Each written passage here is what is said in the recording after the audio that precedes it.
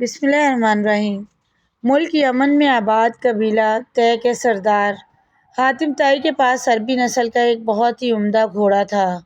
خوبصورتی اور تیز رفتاری میں یہ گھوڑا اپنا جواب نہ رکھتا تھا۔ ایک دن روم کے بادشاہ کے دربار میں حاتم طائی کی سخاوت اور اس کے گھوڑے کے بارے میں گفتگو ہو رہی تھی۔ اپنی اپنی معلومات کے مطابق ہر شخص حاتم کی تعریف کر رہا تھا۔ درباریوں کی یہ باتیں سن کر حاتم نے کہا، جب تک آزما نہ لیا جائے کسی کے بارے میں رائے قائم کرنا عقل مندی کے خلاف ہے۔ ہم چاہتے ہیں کہ کچھ لوگ حاتم کے پاس جائیں اور اس سے اس کا وہی گھوڑا مانگیں۔ اگر وہ دے دے تو بے شک تعریف کا مستحق ہے، اور اگر نہ کرے تو ثابت ہو جائے گا کہ ریاکار ہے۔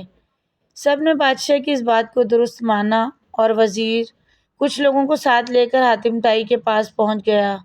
شاہ روم کا یہ وفد رات کے وقت حاتم کے گھر جا پہنچا۔ اتفاق سے اس رات کو بارش بھی ہو رہی تھی اور بادل خوفناک انداز میں گرج چمک رہا تھا۔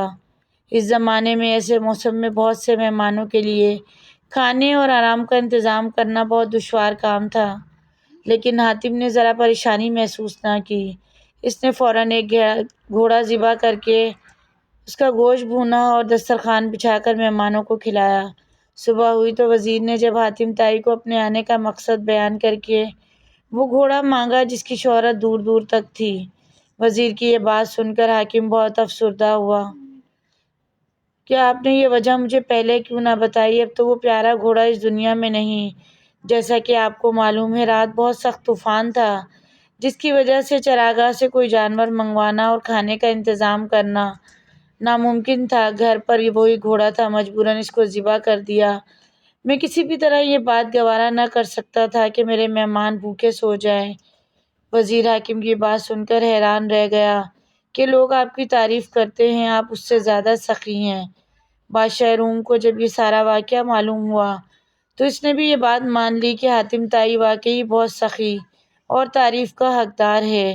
حضرت سعدی رحمۃ اللہ علیہ نے اس حکایت میں یہ بات واضح کی ہے کہ ریا سے پار اور کھرے انسان کی مثال خالص سونے جیسی ہوتی ہے کہ جب اسے پرکھا جائے تو اس کی قدر و قیمت میں اور اضافہ ہو جاتا ہے۔